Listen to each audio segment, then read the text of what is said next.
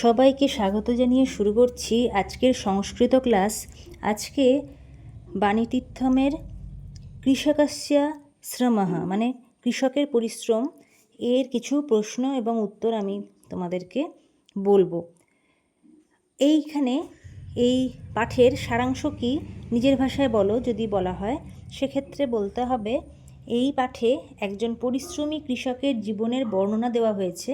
ভোরবেলায় কৃষক লাঙল নিয়ে খেতে যায়, লাঙল মানে চষার জন্য খেতে যায়। সে জমি চাষ করে, বীজ বনে, জল দেয় এবং প্রকৃতির দান অপেক্ষা করে।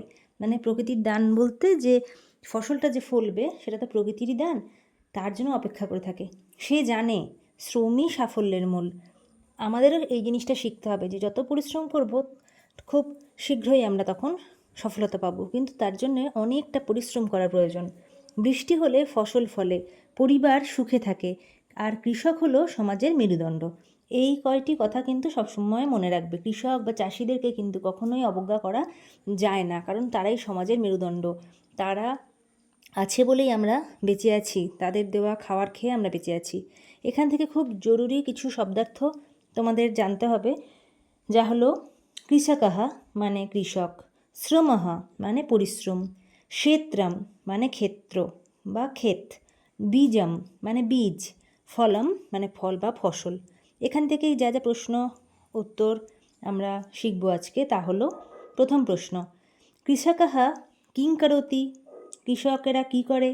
কৃষকঃ ভূমিং হলয়তি, বীজানি রোপয়তি চ, কৃষকেরা ভূমি মানে যে মাটি, চাষের যে মাটি, চাষের জমি, তা হাল দিয়ে চাষ করে আর কি, মানে ওটাকে হাল দেয়, মাটিটাকে খোঁড়ার মতো করে উঠিয়ে উঠিয়ে দেয়, এবং বীজানি রোপয়তি, তারপরে তার মধ্যে অনেক বীজ রোপণ করে। কৃষকঃ কিং জানাতি, কৃষকঃ জানাতি ইয়ৎ শ্রমেণ এব ফলম লভ্যতে, মানে কৃষক কি জানে? কৃষক জানে যে শ্রম করলেই ফল লাভ হয়, পরিশ্রম করলে ফল লাভ হয়। তাহলে এর মূল শিক্ষা কি? যে পরিশ্রম ছাড়া সাফল্য নেই। এরপরে বিদ্যাধনং সর্বধনপ্রধানম, এইটা আমি তোমাদেরকে পরের যে ভিডিও তাতে জানাবো। আর যদি তোমাদের এই যে কৃষকের যে পরিশ্রমের যে প্রশ্নগুলো বললাম, কৃষকস্য শ্রমঃ, তার প্রশ্নগুলো যদি তোমাদের ভালো লেগে থাকে বা দরকার থাকে, তাহলে ডেসক্রিপশন বক্সে আমি সেগুলো লিখে দেবো। তোমরা সেখান থেকেও যা যা বললাম সেগুলো নোট ডাউন করে নিতে পারবে। আর এই কৃষকস্য শ্রমর আরেকটা ভিডিও আমি অলরেডি আপলোড করেছি, তোমরা পেয়ে যাবে কিছু দিনের মধ্যেই। তো ওটা আপলোডের কাজটা চলছে, সেখানে আমি এর আরেকটু বিস্তৃত গল্পটির আরেকটু বিস্তৃত ব্যাখ্যা দিয়েছি।